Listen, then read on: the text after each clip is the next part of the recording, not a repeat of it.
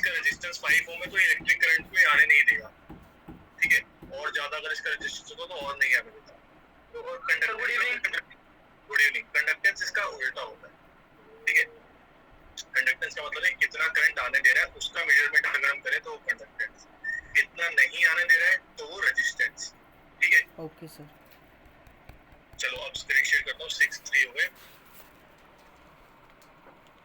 ये बताना हाँ बोल। Kappa is equal to cell constant upon the resistance. वापस बोलियो रे, वापस बोल। Kappa is equal to cell constant by the resistance. हाँ मैं समझ गया। Let me share the screen then I will tell you.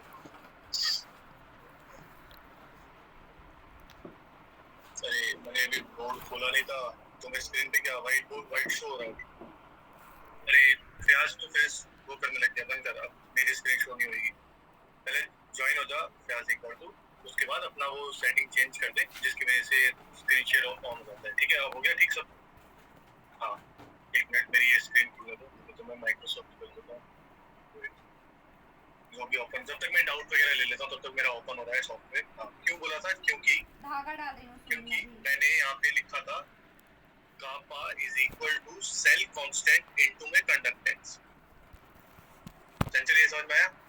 kappa मतलब conductivity is equal to conductance into में सेल कांस्टेंट। तो मैंने क्या किया था, सेल कांस्टेंट को तो ऊपर रहने दिया था, कंडक्टेंस को g is equal to 1/r ले सकते हैं। तो मैंने इस इक्वेशन में ना 1/r लिख दिया।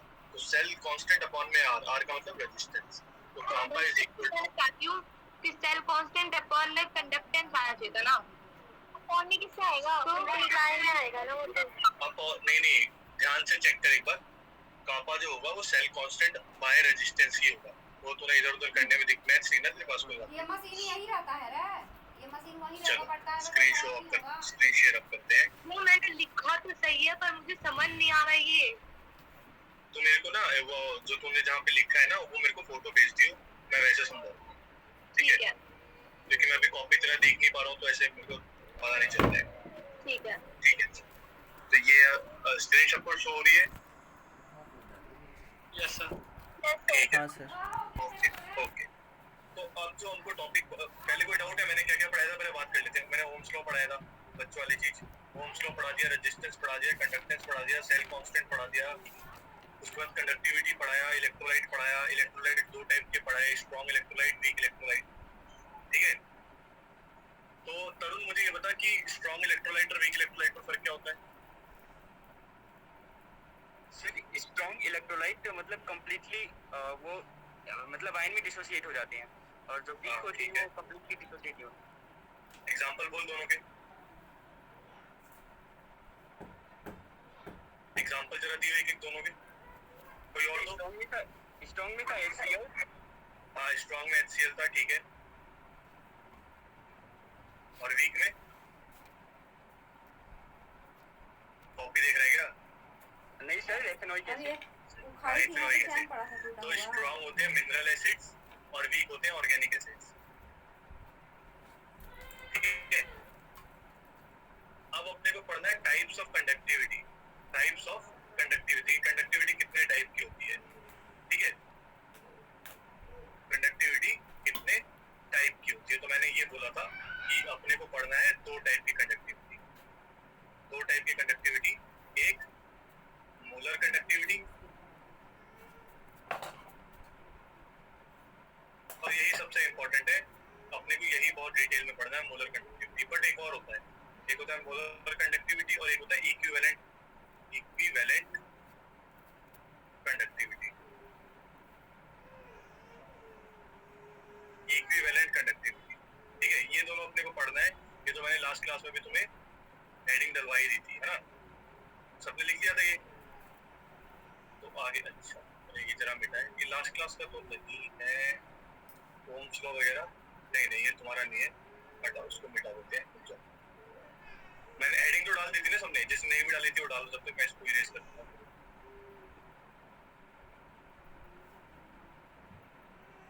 ठीक है। तो सबसे पहले हम जो पढ़ेंगे वो पढ़ेंगे मोलर कंडक्टिविटी। क्या पढ़ेंगे? मोलर कंडक्टिविटी, ठीक है। कि मोलर कंडक्टिविटी क्या होता है। नाम से पता चल रहा है यहाँ मोल आ रहा है, पक्का कुछ मोल से रिलेशन तो होगा ही इसका। मोलर कंडक्टिविटी, अरे हैंडराइटिंग मेरा पेन हैंग कर रहा है तो। मोलर कंडक्टिविटी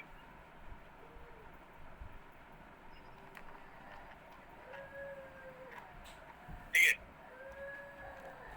तो मैं डेफिनेशन डिक्टेट करवाता हूँ, लिखो सब, सबको स्क्रीन पे शो हो रहा है ना मोलर सुबह से तो कंडक्टिविटी। गेम ही खेल रहा था, गेम खेल रहा था। गेम लगा हुआ था फोन में। देखो पहले मैं आसान भाषा में समझा देता बोल रहा है कि हूँ 3 और बार फिर मैं से लिखूँ। हुआ है, उसके बाद मोलर कंडक्टिविटी का मतलब क्या है कि हमारे पास एक वहाँ सॉल्यूशन है पे फोन रखा हुआ था ना, हाँ। और है इस तो मैंने सॉल्यूशन देखा के क्या अंदर हमने चला कोई रहा होगा, इलेक्ट्रोलाइट डाला, ऑन करके देखा जड़ा हुआ साइड है, से तो हाँ। गेम ऑन हो रखा था। तो गेम खेला ही है वो, तो मेरे को पता क्योंकि इलेक्ट्रोलाइट ही तो कंडक्टेंस प्रोवाइड कराएगा। यहाँ पर कोई इलेक्ट्रोलाइट है और यही इलेक्ट्रोलाइट इनकी बात हो रही कुछ है। ना कुछ कंडक्टेंस प्रोवाइड कराता है। कंडक्टेंस है तो कंडक्टिविटी है, जैसे रेजिस्टेंस होता है तो रेजिस्टिविटी होती है, हो गया बेटा, अभी तो कंडक्टेंस है तो एनिमेशन चल कंडक्टिविटी रहा होगी। है। अरे मम्मी आवाज आती है इसमें यार। मैं कुछ नहीं कर सकती। ठीक है, रेजिस्टेंस उधर को जा शो भी। करते हैं रो से, कंडक्टिविटी को शो करते हैं कापा से। तो ये जो इलेक्ट्रोलाइट है कुछ ना कुछ कंडक्टिविटी शो कर रहा होगा, कुछ ना कुछ इलेक्ट्रिक करंट को कंडक्ट कर रहा होगा, फ्लो करने में मदद कर रहा होगा। ठीक है, तो मोलर कंडक्टिविटी का मतलब क्या होता है कि जब हम इलेक्ट्रोलाइट की कंसंट्रेशन को मोलर में नापे, मोलर का मतलब मोलैरिटी, जब इसको हम कैलकुलेट करें मोलैरिटी में, ठीक है, इसकी कंसंट्रेशन कितना इलेक्ट्रोलाइट मौजूद है, इलेक्ट्रोलाइट है और पानी भी है, दोनों है। हमने क्या किया, वाटर के अंदर अपना डाल दिया नमक, टेबल सॉल्ट NaCl, ठीक है, वाटर के अंदर NaCl डाल दिया, तो NaCl मान लो 5 मोल्स थे, तो 5 मोल्स अपॉन में मान लो पानी 100 ग्राम था, तो इसको किलोग्राम में चेंज कर देंगे, नहीं गलत, इसको अपन लीटर में रखते हैं ना, जब मोल्स निकालते हैं तो इसको लीटर्स में रखते हैं, तो 100 ग्राम 100 मिलीलीटर के बराबर होता है, इसको लीटर में कन्वर्ट करो तो 1000 से डिवाइड करके तो तुम्हारे नंबर वो आ जाएगा, कैपिटल M आ जाएगा। तो सिंपल सी बात ये है, इन शॉर्ट मोलर कंडक्टिविटी में इलेक्ट्रोलाइट की कैलकुलेशन अपन मोलर में रखते हैं, मोलैरिटी कैलकुलेट करते हैं हम, ठीक है, कंसंट्रेशन में, इसे हम कहते हैं मोलर कंडक्टिविटी। और जो मैंने बोला ना इक्विवेलेंट कंडक्टिविटी, तो इक्विवेलेंट कंडक्टिविटी के अंदर जो अपन कंसंट्रेशन कैलकुलेट करते हैं वो करते हैं नॉर्मल में। एक और चीज होती है, एक और कंसंट्रेशन नापने की यूनिट है नॉर्मल, एक और होती है फॉर्मल। हमने क्या क्या पढ़ा है अभी तक, हमने ये सब नहीं पढ़ा है क्योंकि ये अपने काम का नहीं है। हमने पढ़ा हुआ है मोल फ्रैक्शन, मास परसेंट, ठीक है, पार्टिकल पर मिलियन और पार्ट्स पर मिलियन या पार्टिकल पर मिलियन, और मोलैरिटी, मोलैलिटी, ये सब पढ़ा हुआ है हमने, ये दोनों तो नहीं पढ़े कभी। तो उनमें से एक चीज होती है नॉर्मल। तो इक्विवेलेंट कंडक्टिविटी में हम कंसंट्रेशन को अगर नॉर्मल में कैलकुलेट करें तो उसको इक्विवेलेंट कंडक्टिविटी कहते हैं, मोलर में कैलकुलेट करें तो मोलर कंडक्टिविटी कहते हैं। आई बात समझ में? बताओ। Yes sir. ठीक है, तो मोलर कंडक्टिविटी के समझ नहीं आ रहा है। अबे इतने आसान भाषा में समझाया तो भी पहले डेफिनेशन लिखवा देता हूँ, उसके बाद मैं समझा दूंगा। मोलर कंडक्टिविटी की डेफिनेशन लिखो, it is the conductivity offered, it is the conductivity offered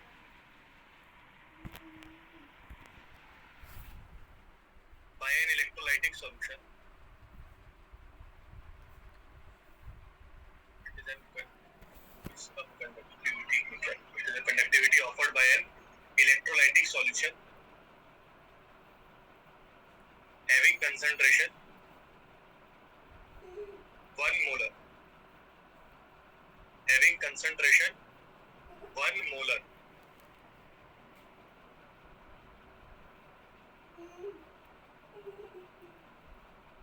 having concentration 1 molar। लिख लिया सबने या कुछ बाकी है इसमें? एक बार रिपीट अब कर वापस। It is the conductivity offered by an electrolytic solution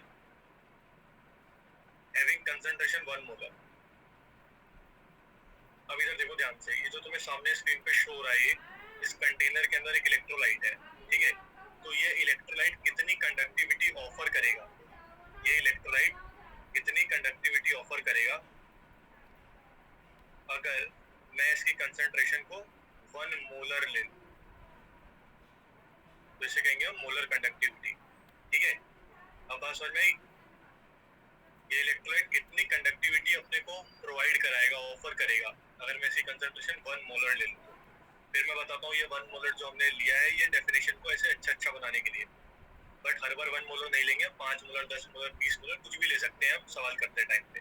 ठीक है, बट जब हम डेफिनेशन लिखते हैं तो चीज़ों को बिल्कुल सिंपल रखते हैं। तो यूनिट में लिया इसका 1 मोलर अगर हो तो क्या क्या बात होगी।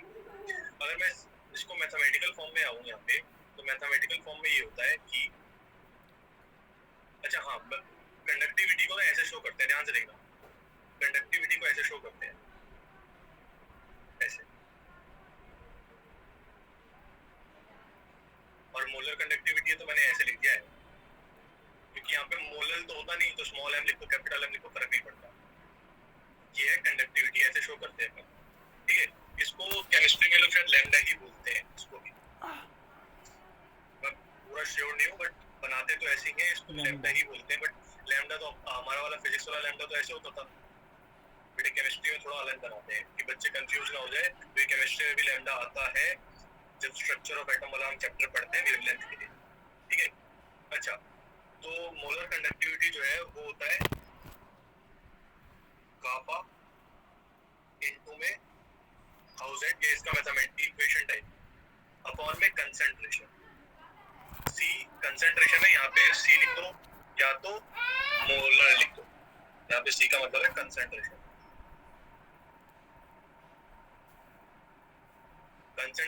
कंसंट्रेशन किस में नाप सकते हैं, मोलर में भी तो नाप सकते हैं ना। तो अगर तुमने मोलर लेना है तो यहाँ पे मोलर लिखो, तो lambda M is equal to kappa into 1000 upon में कंसंट्रेशन लिखो या एम लिखो। तो मेरे हिसाब से एम लिखो तो भी काम चलेगा, सी लिखोगे तो भी ठीक चलेगा, वो कंसंट्रेशन को इंडिकेट कर रहा है। सी लिखोगे तो इन जनरल सबके लिए हो जाएगा ये, बट एम नीचे बदलता रहेगा। कंसंट्रेशन तुम किस में नाप रहे हो, मोलर में नाप रहे हो, नॉर्मल में नाप रहे हो, फॉर्मल में नाप रहे हो। ठीक है, ये बात समझ में आई? ये लिख लो एक बार, रुक सर, समझ में आया ये बात? Yes sir. क्या होता है ये मोलर कंडक्टिविटी बता, सिंपल भाषा में, कोई डेफिनेशन नहीं बतानी है। अगर कोई पूछे कि मोलर कंडक्टिविटी क्या होती है तो कैसे बताएंगे मुझे?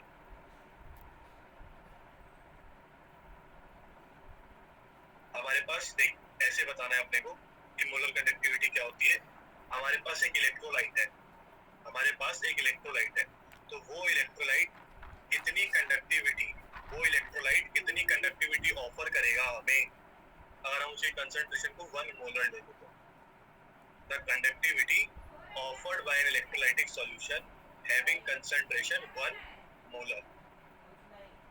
ये बात समझ में आ रही है? ठीक है, यस सर, अब आगे ना समझ में? हाँ, तो ये भी लिख लिया होगा सबने। एक और चीज होती है मोलर कंडक्टिविटी के अंदर ही, limiting molar conductivity. Limiting molar conductivity, limiting molar conductivity. Limiting molar conductivity कुछ भी नहीं है, सिंपल सा ही है। इसको अपन वैसे ही शो करते हैं, बस यहाँ पे ऐसे नॉट लगा देते हैं, जीरो को नॉट भी कहते हैं, यहाँ नॉट लगा देते हैं। लिमिटिंग मोलर कंडक्टिविटी का मतलब ये है कि जब इलेक्ट्रोलाइट की कंसंट्रेशन जीरो की तरफ जाए। अभी देख, इलेक्ट्रोलाइट का जो कंसंट्रेशन है ना वो जीरो हुआ नहीं है, बट वो जीरो की तरफ शिफ्ट हो रहा है। जिन लोगों ने मैथ्स पढ़ी है मैं उनको थोड़ा एग्जांपल तो समझाता हूँ। जब तुमने ये पढ़ा था when limit x tends to 0 पढ़ा था ये, और तुम्हें ऐसे कुछ कैलकुलेट करना होता था यहाँ पे, मतलब x फंक्शन x ही होगा यहाँ पे, मान लो। Yes sir. करा था ना ये? तो इसका मतलब क्या होता था? इसका मतलब क्या होता था? इसका मतलब ये होता था कि x ध्यान से, वैसे तो हम क्या करते थे, x की वैल्यू सीधा 0 बिठा देते थे इसमें, तो हमारा जो फंक्शन होता था यहाँ पे, ठीक है, बट रियलिटी में ये वैल्यू 0 नहीं होती। इसका मतलब होता है कि x is approaching to 0, x is approaching to 0, पूरा 0 नहीं हुआ है, 0 के पास पहुंच चुका है। ठीक है, तो यहाँ पर भी वही है कि हमारा जो कंसंट्रेशन है, सेम वही डेफिनेशन तो वही होगी। मैं एक बार समझाता हूँ तुम्हें। लिमिटिंग मोलर कंडक्टिविटी का मतलब क्या होता है कि the conductivity offered by an electrolytic solution having concentration when concentration approaches to zero. इस बार 1 मोलर नहीं है, इस बार जब concentration उसकी जीरो की तरफ अप्रोच करती है, जीरो एक्यूरेट जीरो नहीं है, पूरी जीरो हो जाएगी तो खत्म कहानी, फिर तो कुछ बचेगा ही नहीं। जब जीरो हो जाएगी तो कंडक्टिविटी कौन ऑफर करेगा, फिर तो जीरो ही हो जाएगी वो। तो जब जीरो के पास वो जाता है और उस वक्त जो कंडक्टिविटी ऑफर करता है उसे कहते हैं लिमिटिंग मोलर कंडक्टिविटी। तो डेफिनेशन लिखो, when the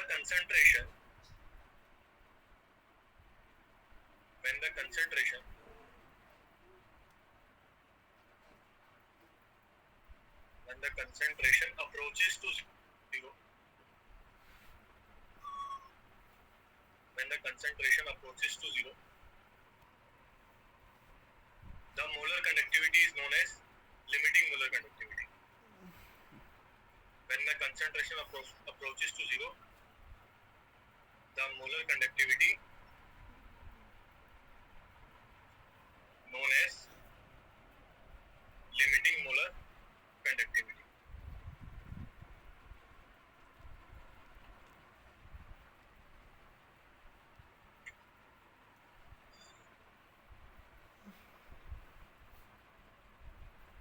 स्नेहा क्या होता है लिमिटिंग मोलर कंडक्टिविटी, बता आसान भाषा में। भैया जब मोलर कंडक्टिविटी जीरो की तरफ अप्रोच करे उसको कहते हैं लिमिटिंग मोलर कंडक्टिविटी, मतलब जीरो ना हो बट जीरो की तरफ अप्रोच करे।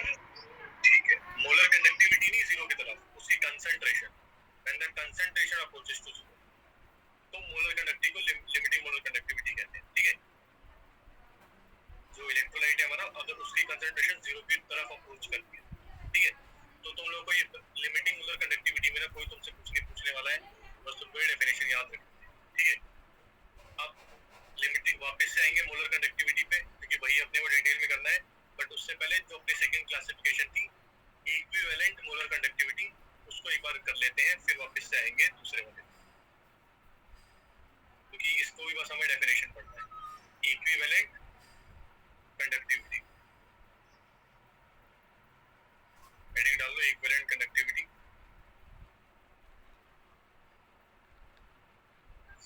तो ऋषभ क्या होगा इक्विवेलेंट कंडक्टिविटी, कुछ आइडिया? कंसंट्रेशन इक्वल होगी, कंसंट्रेशन इक्वल होगी।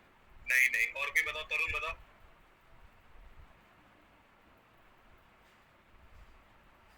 अबे शत्रुघ्न,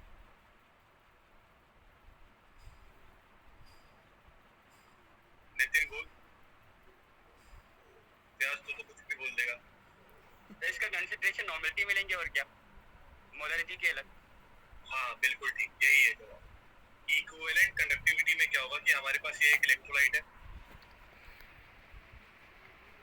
हम ऊपर क्या कर रहे थे, ऊपर में डेफिनेशन ऐसे बता रहा था मोलर कंडक्टिविटी की, the conductivity offered by this electrolyte. तो ये इलेक्ट्रोलाइट कुछ कंडक्टिविटी ऑफर कर रहा है अपने को, ठीक है। तो ऊपर हमने मोलर कंडक्टिविटी में हमने कंसंट्रेशन ली थी 1 मोलर। सर आपकी स्क्रीन शो नहीं हो रही। अरे एक मिनट रुको, सियाज ये क्या कर रहा है, बंद करिए। हाँ सर। ठीक है, तो हमारे पास ये इलेक्ट्रोलाइट है, तो मैंने क्या बोला था मोलर कंडक्टिविटी के अंदर ये इलेक्ट्रोलाइट कितनी कंडक्टिविटी ऑफर कर रहा है जब हम इसकी कंसंट्रेशन क्या लें 1 मोलर। ये मैंने ऊपर के लिए बोला था मोलर कंडक्टिविटी के लिए। इक्विवेलेंट कंडक्टिविटी में कुछ अलग नहीं होगा, यहाँ पर अगर हम कंसंट्रेशन को 1 नॉर्मल ले ले तो क्या होता है। अब तुम्हें चिंता नहीं करनी है कि नॉर्मल कैसे कैलकुलेट करना होता है, क्या होता है, क्योंकि एनसीईआरटी में है ही नहीं, ठीक है। जब अपने को टाइप्स ऑफ कंसंट्रेशन भी पढ़ाई गई थी क्लास 11th में और सेकंड चैप्टर सॉल्यूशन के अंदर, तब भी अपने को नॉर्मल नहीं पढ़ाया गया था, तो इस पे कोई न्यूमेरिकल नहीं आने वाला है, ये जस्ट अपने को डेफिनेशन याद रखनी है। वैसे नॉर्मेलिटी निकालने का तरीके होते हैं अलग अलग, अगर बहुत तुमको करने का जोश है तो यूट्यूब पे कोई भी 2-3 मिनट की वीडियो मिल जाएगी, बट मेरे हिसाब से मत टाइम कर लेना मेरे हिसाब से, क्योंकि ये आ जाते हैं कभी आईटी और नीट के पेपर में। अच्छा, तो इसकी डेफिनेशन लिखो इक्विवेलेंट कंडक्टिविटी की। It is the conductivity offered by, sir ji लिख दो, वैसे मेरा ऊपर वाला छूट गया। इट इज द, जी मैं लिख देता हूँ. It is the conductivity offered by an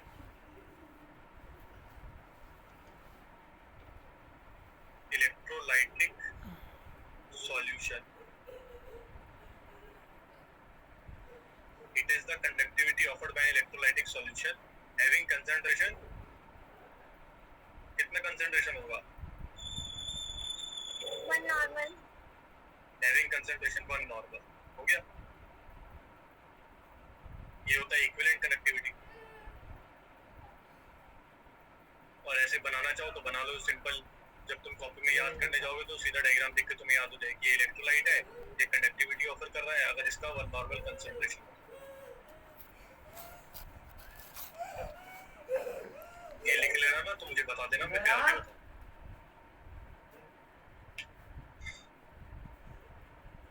sir लिख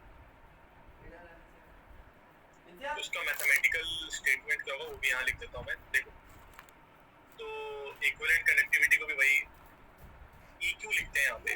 वहाँ पर लैम्डा m लिखते थे ना, यहाँ पे लैम्डा EQ लिखते हैं. और ये होता है कापा, वही सेम कापा इनटू में 1000 अपॉन में कंसंट्रेशन. बट कंसंट्रेशन की जगह पे क्या आएगा यहाँ पे? n n. नॉर्मल को n से दिखाते हैं, कैपिटल N. नॉर्मल को कैपिटल M से दिखाते हैं. जैसे मोलैरिटी को कैपिटल M से दिखाते हैं, वैसे नॉर्मल को n से दिखाते हैं. तो कंफ्यूज मत हो ना, कहीं कहीं ये लिखा हुआ EQ कापा इनटू 1000 अपॉन में कैपिटल N. ठीक है, ऐसे करके लिखा हुआ.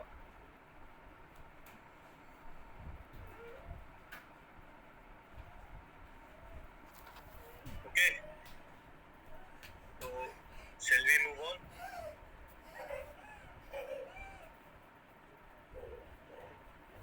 बताओ.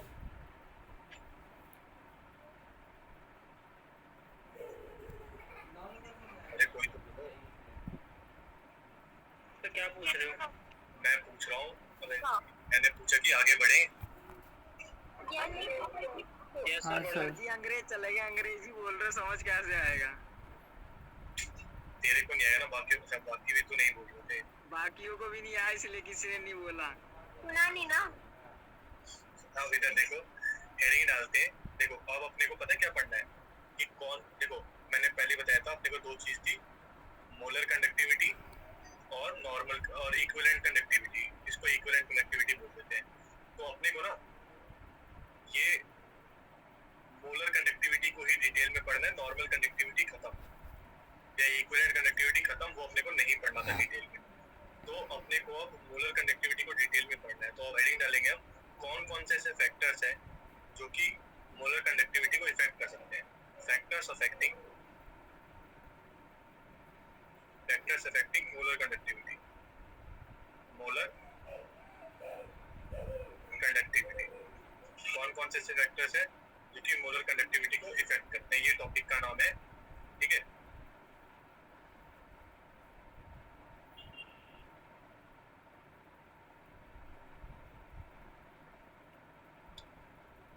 तो हेडिंग तो डाल ली होगी तुम लोगों ने. तो सबसे पहले देखते हैं सबसे पहला फैक्टर, नेचर ऑफ इलेक्ट्रोलाइट.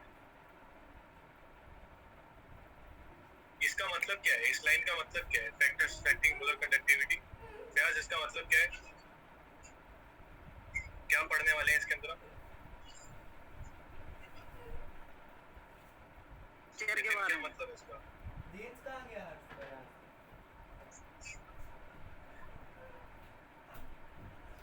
बताओ इसका कोई मतलब बताओ, हम क्या पढ़ेंगे इसके अंदर?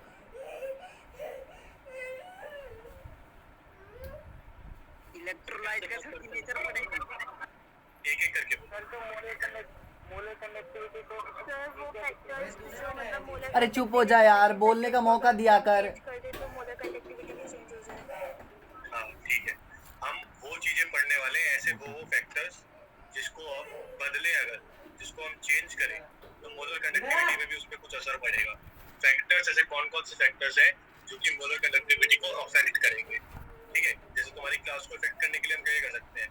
तुम्हारा इंटरनेट कनेक्शन को हम स्लो कर सकते हैं, तेज कर सकते हैं, ठीक है। जिस प्लेस पे तुम बैठे हो उसको हम और हीट कर दें, मतलब ऐसे चेंज कर सकते हैं ना अपन, तो तुम्हारी स्टडी इफेक्ट हो जाएगी उससे। तो ऐसे ही यहाँ पे मोलर कंडक्टिविटी को कौन कौन सी चीजें इफेक्ट कर सकती है। सबसे पहले नेचर ऑफ इलेक्ट्रोलाइट। तो नेचर ऑफ इलेक्ट्रोलाइट का मतलब क्या है, 2 टाइप के इलेक्ट्रोलाइट होते हैं, सिंपल, आपने पहले ही पढ़ा हुआ है, स्ट्रॉन्ग एंड वीक। तो मैं अब तुमसे सवाल पूछता हूँ और तुम जवाब देना। तो चंचल मुझे ये बता कि अगर मैं स्ट्रॉन्ग इलेक्ट्रोलाइट यूज करूँ तो मोलर कंडक्टिविटी कैसी होगी, ज्यादा या कम? ज्यादा होगी।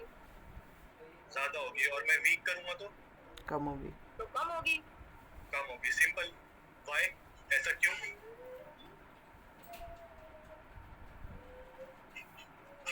ऐसा क्यों स्ट्रॉन्ग यूज करने पे ज्यादा होगी और वीक करने पे कम होगी?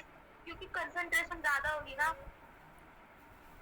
स्ट्रॉन्ग में कंसंट्रेशन ज्यादा होगी। फ्री आयंस की। कंसंट्रेशन का हिसाब किताब बताओ। अरे नितिन म्यूट कर। Okay sir. भैया नंबर ऑफ मोल्स ज्यादा होंगे ना।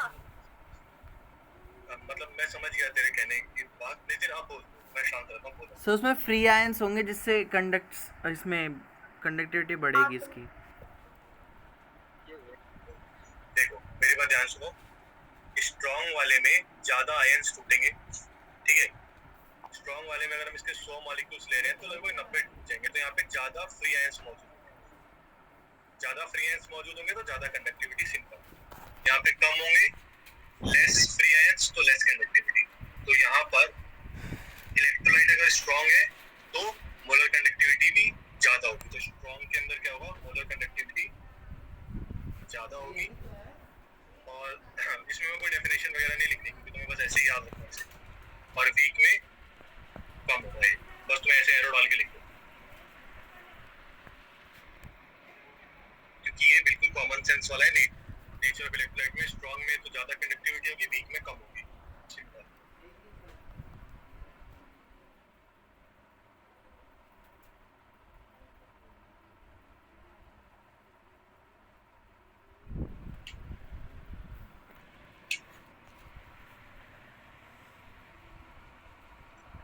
ये लिख लेना तो मुझे बता दे, तो फिर मैं आगे कराऊँ। तो ये सबसे पहला फैक्टर था नेचर ऑफ इलेक्ट्रोलाइट, ठीक है। सिंपल सी बात है, अगर कोई होशियार बच्चा है तो ज्यादा पढ़ाई कर पाएगा, वो थोड़ा वीक बच्चा है तो उसको थोड़ा समझने में टाइम लगेगा, ठीक है। सेकंड होता है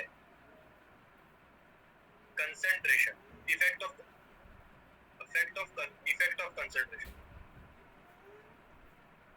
कि कंसंट्रेशन से क्या इफेक्ट पड़ेगा, अगर मैं कंसंट्रेशन बढ़ा दूं या घटा दूं तो क्या फर्क पड़ेगा। Effect of concentration. तो कोई, अभी मैंने पढ़ाया नहीं है लेकिन कोई ऐसे कोई गैस करना चाहेगा कि क्या होगा, बढ़ेगा या घटेगा, क्या करना है? सर कंसंट्रेशन बढ़ाओगे तो बढ़ेगा। अच्छा, तेरा कहने का मतलब है कंसंट्रेशन अगर हम बढ़ाएंगे तो कंडक्टिविटी बढ़ेगी, ठीक है। और कोई कुछ कहना चाहेगा? डिक्रीज होगी सर। डिक्रीज होगी। अच्छा तरुण, डिक्रीज क्यों होगी? हाँ सर। नहीं, मैं रीजन पूछ रहा हूँ तेरे से। तो सर रीजन हो सकता है सर, जब कंसंट्रेशन बढ़ा है तो मतलब फ्री आयंस मतलब ज़्यादा कंसंट्रेशन होगा तो फ्री आयंस थोड़ा कम पड़ जाएंगे। अच्छा ठीक है, मैं मतलब समझ गया तेरी बात, जो तू कहना चाह रहा है। मैं थोड़ी देर बाद इस बात को डिस्कस करूंगा। हाँ नितिन, तू भी कुछ कह रहा था?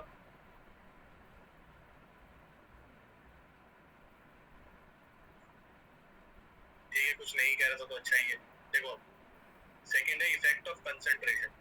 तो इफेक्ट ऑफ कंसंट्रेशन को समझाने के लिए मैं एक ना मैथमेटिकल स्टेटमेंट लिखता हूँ, यहाँ पे इक्वेशन लिखता हूँ, तो मैं अपने आप थोड़ा समझ में आएगा। ये क्या है, मोलर कंडक्टिविटी। इसका फॉर्मूला क्या होता था, कापा इनटू में 1000 अपॉन में क्या होता था, सी और एम। सी और एम। तो अभी कंसंट्रेशन है तो वही सी लिख देते हैं अपन, ठीक है। अब यहाँ देखो और इस इक्वेशन को देख के बताओ, इस इक्वेशन को देखो ध्यान से, और 15 सेकंड का टाइम है, 10 सेकंड का टाइम है तुम्हारे पास, और बताओ कि क्या होगा बढ़ाने पे घटाने पे, क्या होगा बताओ। घटाएंगे तो एक एक करके मैं अपने पास रखूंगा। भी अपने पास रखो जवाब, मैं तुमसे पूछता हूँ ठीक है करके, नहीं तो सब बोलने लग जाएंगे ना तो किसी को समझ में नहीं आया। सर डिक्रीज होगा चल मैंने बोला ना रुक तो जा, मैं कंडक्ट। जब टाइम दूंगा तो। Okay sir. हाँ निकिता बता क्या होगा यहाँ पे, एक्सप्लेन भी करना है क्यों। सर कंसंट्रेशन अगर हम बढ़ाएंगे तो मोलर कंडक्टिविटी कम होगी, डिक्रीज होगी। ओके क्योंकि तेरे को इक्वेशन में दिख रहा है ऐसा इसीलिए। यस सर, अपॉन में कंसंट्रेशन है ना डिनोमिनेटर। अच्छा ठीक है, आप जो जो इसकी बात से एग्री करते हैं वो कुछ मत बोलो ठीक है, क्योंकि तुम भी यही बात बोलने वाले थे। अगर जो डिसएग्री करते हैं वो बोलो आप।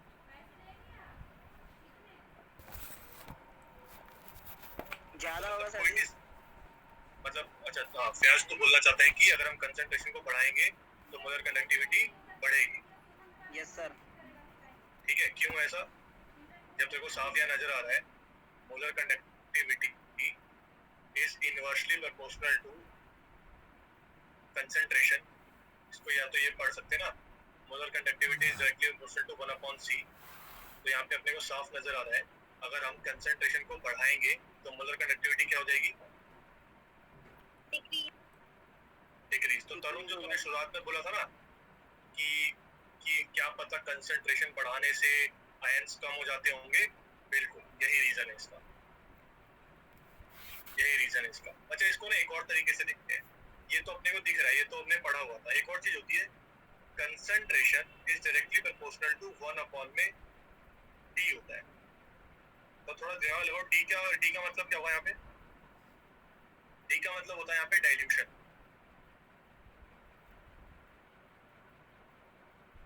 अगर तुम डाइल्यूशन बढ़ाओगे तो कंसंट्रेशन कम होगी, जितना पानी डालोगे तो कंसंट्रेशन कम होती जाएगी। ध्यान से देख लो तुम, यहाँ पे डाइल्यूशन, जैसे जैसे तुम डाइल्यूशन बढ़ाओ, डाइल्यूशन करोगे तो कंसंट्रेशन कम होती जाएगी। ठीक है, तो अब अपने को ना इफेक्ट ऑफ कंसंट्रेशन पे दोनों तरीके से पढ़ना है। डाइल्यूशन से भी कंडक्टिविटी के ऊपर क्या इफेक्ट पड़ेगा, कंसंट्रेशन से तो तुम्हें समझ में आ गया, कंसंट्रेशन से तुम्हें समझ में आ गया, ये तुम्हें नजर आ रहा है। बट अगर पेपर में डाइल्यूशन से आ जाए तो डाइल्यूशन से तुम्हें ऐसे याद रखना है, क्योंकि डाइल्यूशन होता है इसका inversely proportional, C is directly proportional to 1/d, मतलब कि C is inversely proportional to D। ठीक है, तो अगर मैं एक सवाल पूछता हूँ तुम लोगों से, अगर मैं डाइल्यूशन को डिक्रीज करूँ, ध्यान से सुनना मेरे सवाल, अगर मैं डाइल्यूशन को डिक्रीज करूँ, डाइल्यूशन को मैं डिक्रीज कर रहा हूँ, तो अभय बता कि मोलर कंडक्टिविटी पे क्या इफेक्ट पड़ेगा, मोलर कंडक्टिविटी पे। अभय बता या शत्रुघ्न बोल या कोई काजल बोल, इन तीनों ने कुछ नहीं बोला तब से। Sir molar conductivity sir decrease होगा। कैसे डिक्रीज होगा, मोलर कंडक्टिविटी डिक्रीज होगा सर। देखते हैं देखते हैं देखते हैं। ये है, मैंने क्या किया कि डाइल्यूशन को कम कर दिया तो कंसंट्रेशन इंक्रीज हो जाएगी, कंसंट्रेशन इंक्रीज हो गई तो मोलर कंडक्टिविटी यहाँ देखो डिक्रीज हो गई। तो तुम्हें एक से दूसरे पे जाना है, बस एक चीज से दूसरी चीज पे जाना है। ठीक है, तो अभी ये मिटाते हैं, तो ये मैं तुम्हें लिखने का टाइम दूंगा। अभी तुम अपनी कॉपी में बस ये सामने जो लिखा है ना ये उतारो, डाइल्यूशन वाले में भी कंफ्यूज मत हो, ये उतार दो पहले। ये समझ में आया वाक्य को? हाँ सर। सर 20%। 20%? अपने मार्क्स क्यों बता रहा है मुझे? समझ आया उतना बता रहा। 20% से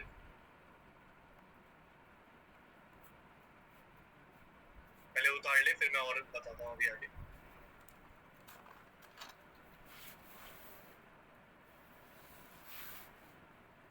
में क्या तो ऐसे समझने के लिए तो ठीक बताइए।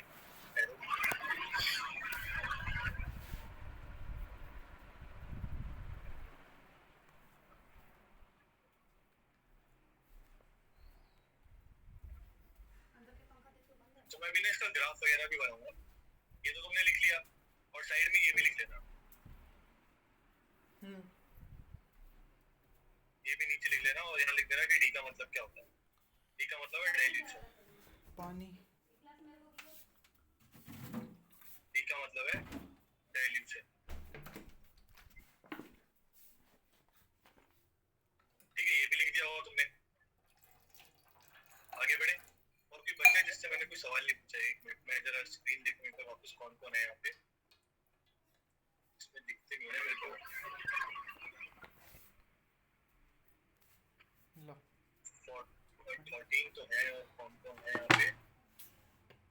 प्रेजेंट कर रहा मतलब हूँ। कम्मा रोकना जरूरी होता है बस का।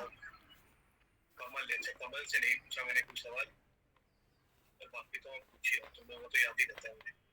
ठीक है, स्क्रीन शो हो रही है अब? Yes sir. ठीक है, तो ना अब इसको थोड़ा ग्राफ के थ्रू समझते हैं। ग्राफ वाला काम थोड़ा है, मुश्किल है। तो इसको दो तरीके से पढ़ते हैं। एक, अगर हमारे पास स्ट्रॉन्ग इलेक्ट्रोलाइट है तो क्या होगा, और वीक इलेक्ट्रोलाइट है तो क्या होगा ग्राफ।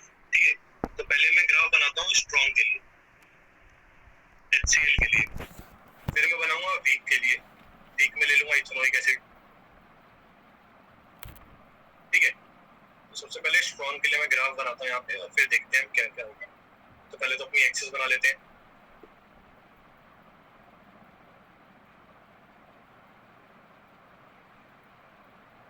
ये हमारी एक्सेस हो गई। ठीक है, वाई एक्सेस पे अपन बिठाएंगे मोलर कंडक्टिविटी। अब ध्यान से मेरी बात सुनना, यहाँ पे मोलर कंडक्टिविटी जो होता है ना, जब उसका हम रिलेशनशिप निकालते हैं कंसंट्रेशन से, तो वो √C के थ्रू निकलता है। ये √C के थ्रू निकलता है, C नहीं, डायरेक्टली C नहीं, √C के थ्रू निकलता है। ठीक है, और मैं जो प्लॉट कर रहा हूँ ये स्ट्रॉन्ग के लिए कर रहा हूँ, तो मैंने यहाँ स्ट्रॉन्ग लिख दिया, स्ट्रॉन्ग इलेक्ट्रोलाइट। बाद में लिखना पूरा भी बस सामने निकल जाए। इस साइड की तरफ कंसंट्रेशन और इस साइड की तरफ होगा डाइल्यूशन। एक ही उस पर प्लॉट कर देता हूँ मैं, क्योंकि इसका इन्वर्सली में क्वेश्चन होता है। तो अगर कंसंट्रेशन, अगर डाइल्यूशन बढ़ेगा तो कंसंट्रेशन डिक्रीज होगा, अगर डाइल्यूशन घटेगा तो कंसंट्रेशन बढ़ेगा। तो इस तरीके से दोनों हम एक ही एक्सिस पे इंडिकेट कर सकते हैं। ठीक है, अब जब मैं इसको प्लॉट करूँगा, इसको जूम वगैरह करके कैसे प्लॉट करूँगा अच्छे से।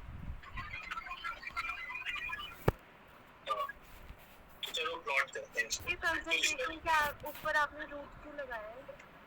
ये इस तरीके से रिलेशन में होता है, इसके √C से रिलेशन में होता है, इसके डायरेक्टली C से नहीं होता। ये मैथमेटिकली फाइंड द चीज है। तो इसका जो ग्राफ बनेगा वो कुछ ऐसा बनेगा। देखता हूँ मैं हाइलाइटर से बना सकता हूँ। चलो जूम आउट करते हैं, निकाल रहे हैं, समझ में नहीं आ रहा, तुम्हें पेन से बना देते हैं। चलो हमारे पास है ये कुछ ऐसा बनता है। ऐसे भी थोड़ा ज्यादा मैंने स्लैंट लाइन बना दी, कुछ ऐसा बनेगा। ठीक है, ये है HCl का। और एक चीज बताता हूँ तुम्हें, ये वाला जो पॉइंट है अगर हम इसको आगे एक्सटेंड करें तो आगे एक्सटेंड करने पे क्या हो जाएगा, कंसंट्रेशन कितनी है इस पॉइंट पे, ये बताओ कि इस पॉइंट पे कंसंट्रेशन कितनी है। ये जो मैंने ऐसे ब्लू पॉइंट बनाया है, कंसंट्रेशन कितनी है इस पॉइंट पे बोलो। हाई है सर। कंसंट्रेशन यहाँ पे 0 है। कंसंट्रेशन यहाँ 0 को अप्रोच कर रही है। जब यहाँ कंसंट्रेशन 0 को अप्रोच कर रही है, नीचे कंसंट्रेशन है ना एक्स एक्सिस पे, तो जब ये कंसंट्रेशन 0 को अप्रोच कर रही है तो इसको अपन कहते हैं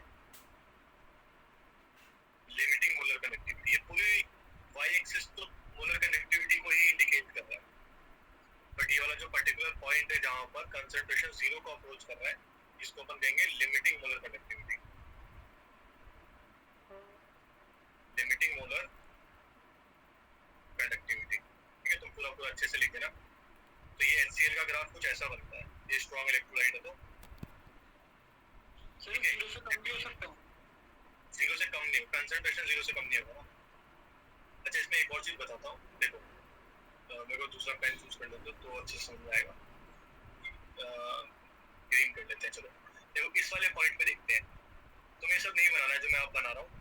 इस वाले पॉइंट पे कंसंट्रेशन ज्यादा है, और एक ही वाला पॉइंट ले लेते हैं, A point and B point. अब बताओ कि कंसंट्रेशन कहाँ ज्यादा है, A पॉइंट पे ज्यादा है या B पॉइंट पे ज्यादा है? सर ये पॉइंट पॉइंट A पे ज्यादा है। तो देखो जो, हाँ ठीक है, जब पॉइंट A पे कंसंट्रेशन ज्यादा है तो मोलर कंडक्टिविटी कम है। जब B वाले पॉइंट पे कंसंट्रेशन कम है तो मोलर कंडक्टिविटी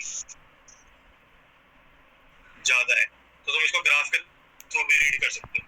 ठीक है, बट ये ग्रीन वाला ना बनाओ तो अच्छा रहेगा, क्योंकि कंफ्यूज हो जाओगे। जिसको बनाना है वो बना सकता है, मैं मना नहीं कर रहा हूँ, बट तुम्हें येलो और एक ये ब्लू डॉट वाला पॉइंट और ये सब लिखना है बस तुम्हें, ठीक है। ये HCl के लिए मैंने बना के दिखाया है। चलो ये लिख लो एक बार, ऐसे हेडिंग डाल देना, ग्राफिकल रिप्रेजेंटेशन।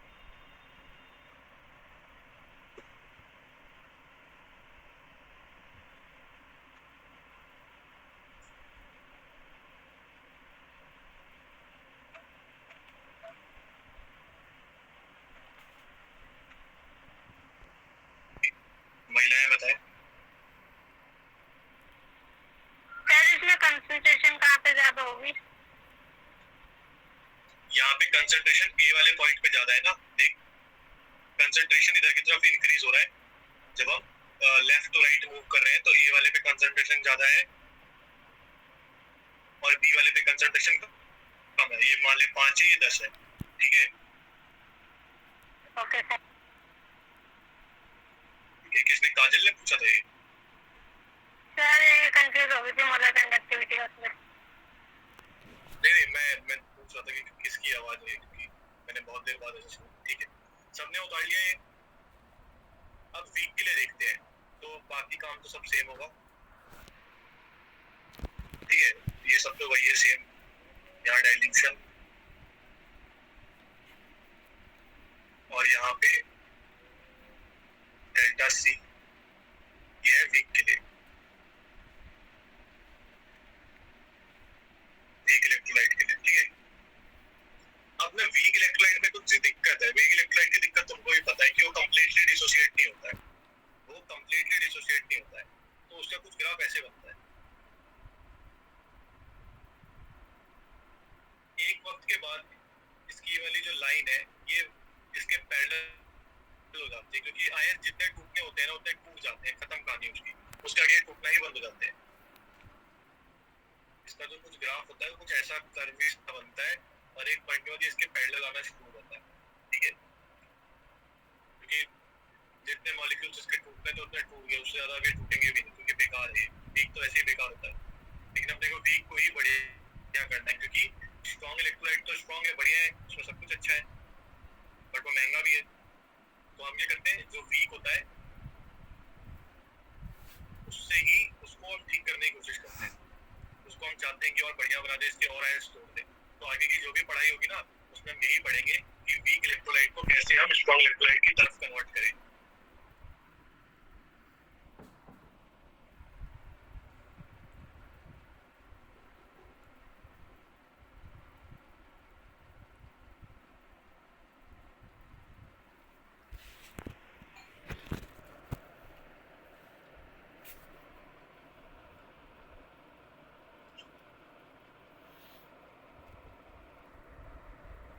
इसमें ये किसी को भी आवाज कट रही है। पता चले कैसे हो, क्योंकि ये वीक इलेक्ट्रोलाइट है।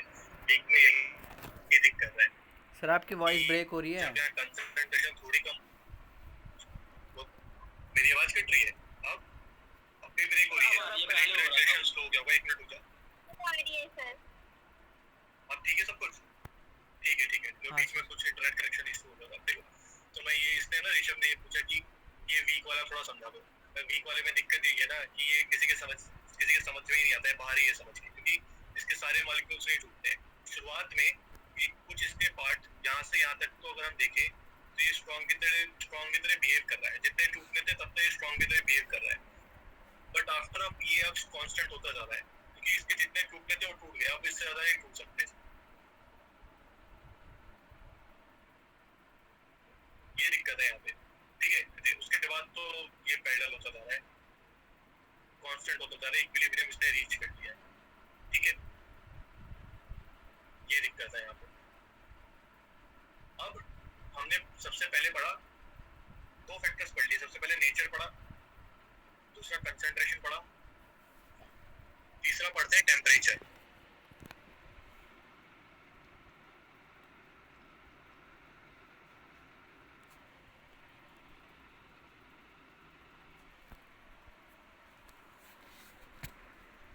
ग्लिच कर रहा है, आप फोल्ड हो गए। कहाँ गुम हो गया सर जी?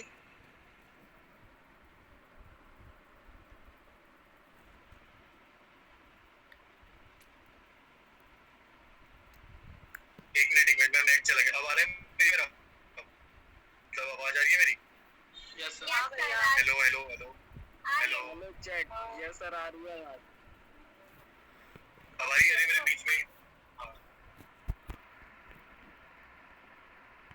तो मैंने जो सवाल पूछा था वो सबको सुनाई दिया था? नहीं सुनाई दिया होगा ना, क्योंकि मेरा इंटरनेट चला गया था। ठीक है, मैं वापस पूछता हूँ। तो मैंने ये बोला था अपने को अंडा भी इफेक्ट ऑफ टेम्परेचर। मेरा फिर नेट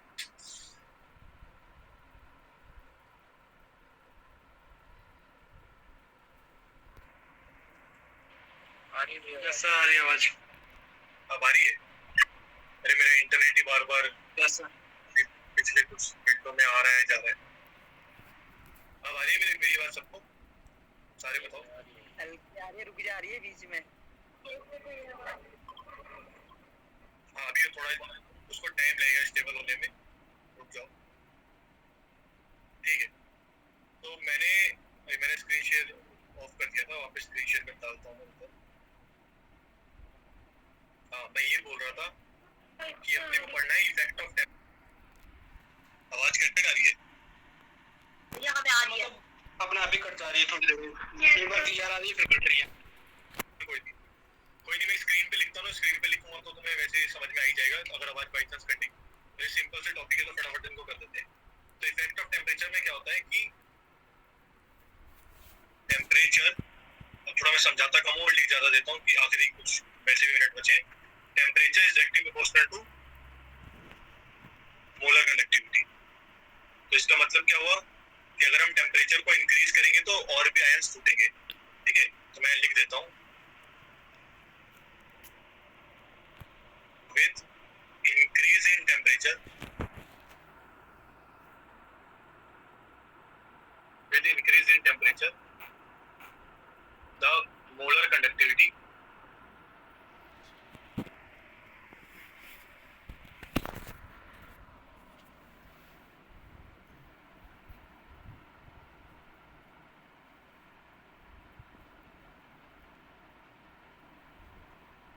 कहाँ गुम हो गया sir ji?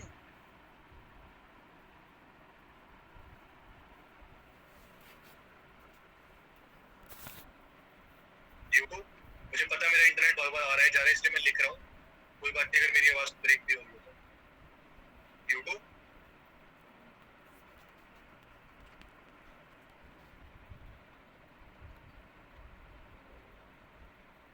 increasing mobility of ions। मेरी आवाज आ रही है? एक बार बताना आया ना? आ रही है। Yes sir. Yes Yes, sir. sir. आ रही है। ठीक है, ये लिख लो, ये लिख लो एक बार। ये समझ में आया सबको? टेम्परेचर बढ़ाने या घटाने से क्या होगा? टेम्परेचर अगर हम कहीं भी बढ़ाते हैं तो काइनेटिक एनर्जी बढ़ती है, तो उसके मॉलिक्यूल्स आपस में एक दूसरे से दूर जाएंगे, मतलब और भी आयंस आसानी से NaCl को हीट देंगे तो वो टूटेगा Na पॉजिटिव और Cl नेगेटिव में, तो मोलर कंडक्टिविटी और बढ़ जाएगी।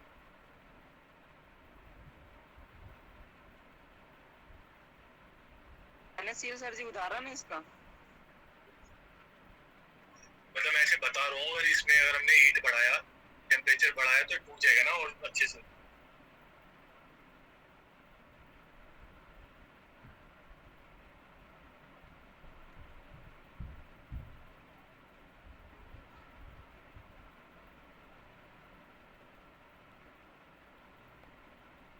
ठीक है, फटाफट से लास्ट भी लिख देते हैं। ये लिख देता है ना सबने ऊपर वाला? अच्छा सर, एक बार समझा दो। इफेक्ट ऊपर वाला, अरे मैंने ये बोला कि देख सिंपल है, जब तू टेम्परेचर बढ़ाएगा, टेम्परेचर बढ़ाने से क्या होगा, जो आयंस होंगे, मान ले NaCl है, इनके बीच का जो बॉन्ड है टेम्परेचर समझ आ गया। बढ़ाने से टूटेगा ही। आगे समझ गए? Yes sir. 50% आया सर जी। अब इफेक्ट ऑफ विस्कोसिटी, क्या होता है विस्कोसिटी? भैया हाँ बोल। हाँ चल चल। भैया लिक्विड की केस में हाँ लिक्विड की लिक्विड की जो फोर्स लगता है कनेक्टिंग फोर्स मे बी। नहीं सर, Visco- लिक्विड की दो लेयर के बीच में जो फोर्स लगता है ना उसको विस्कोसिटी बोलते हैं। लिक्विड की केस। लिक्विड फ्रिक्शन कहते हैं इसको, हाँ। ठीक है। जैसे कि शहद जो है हमारा हनी, वो ज्यादा विस्कस है एज कम्पेयर टू वाटर, ठीक है। तो मुझे ये, तो मैं इसमें एक स्टेटमेंट लिख देता हूँ, क्योंकि मेरी आवाज में ब्रेक वगैरह हो तो फिर तुम्हें सुनाई ना दे, तो मैं स्टेटमेंट लिखता हूँ, वो स्टेटमेंट से तुम्हें समझ में आ जाएगा।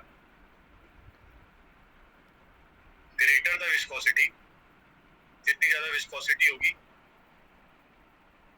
Greater the viscosity of liquid,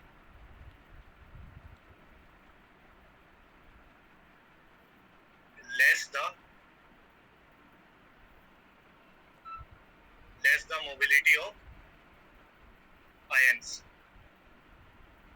इसमें कोई डाउट? जितनी ज्यादा विस्कोसिटी होगी उसके आयंस उतने ही धीरे मूव करेंगे, hence less is the molar conductivity, hence less is the molar conductivity। अब बताओ, ये समझ में आया? यस सर, आगे। जितना ज्यादा वो लिक्विड विस्कस होगा, जितना ज्यादा वो गाढ़ा होगा, तो उसके मॉलिक्यूल जो है अंदर, जो उसके आयंस जो है वो मूव नहीं कर पाएंगे उतना ही ज्यादा। जब वो मूव नहीं कर पाएंगे तो उसकी मोलर कंडक्टिविटी भी कम हो जाएगी, सिंपल।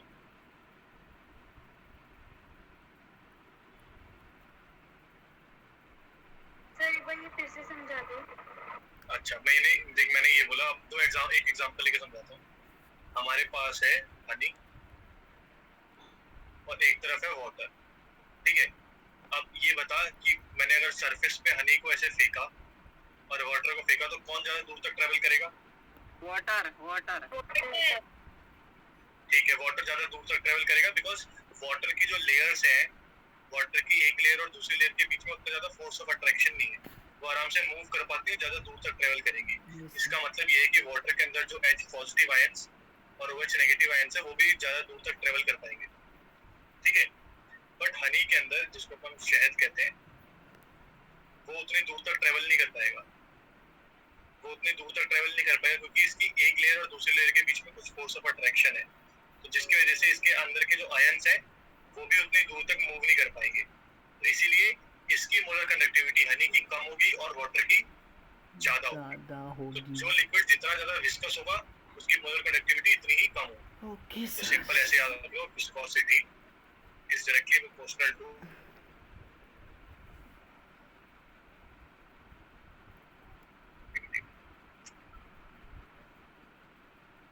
जय सर, जय सर, जय सर, जय सर।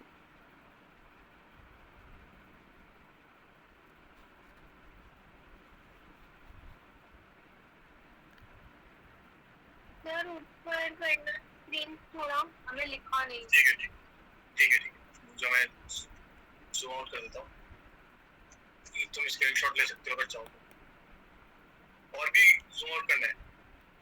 No sir. ठीक, मतलब विस्कोसिटी वाला लिखना था। ये 1/n में क्या लिखा हुआ है? मैंने क्या बोल, वापस बोल। So viscosity directly proportional to 1/n में, ये फर्स्ट वर्ड क्या है? ये 1/n में मोलर कंडक्टिविटी, लैम्डा m लिखा है। जितनी ज्यादा विस्कोसिटी होगी उतना ही कम कंडक्टिविटी होगी। ये सर एक बार स्टार्टिंग का कर देना, जूम आउट। स्टार्टिंग का शो कर दूं एक बार, ठीक है। ये लिख दिया सबने, विस्कोसिटी वाला पार्ट। तो हमने क्या क्या पढ़ा, हमने यहाँ से पढ़ाई शुरू कर दी आज। ये है, तो मैं एक बार जूम इन कर देता हूँ, जिसको स्क्रीनशॉट लेना हो स्क्रीनशॉट ले लेना। जिसका सर लास्ट क्लास के नोट्स मिल जाएंगे? लास्ट क्लास के नोट्स, लास्ट में क्या पढ़ाया मैंने? अच्छा, इस चैप्टर का जो पहला टॉपिक पहला था सर, पहला था सर, मैं नेटवर्क चला गया था उस टाइम। हाँ, मेरे को देखना पड़ेगा, अगर वो मेरे इसमें सिस्टम में सेव होगा तो मैं भेज दूंगा। ये देख लो, ये जिसको स्क्रीनशॉट लेना ले लो, फिर मैं इधर और इधर कर देता हूँ।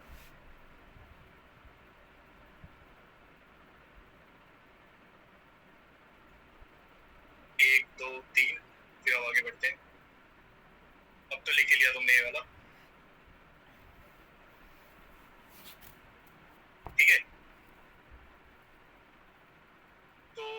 आज क्लास हम यहीं खत्म करते हैं, अपन मिलेंगे अब परसों, ठीक है?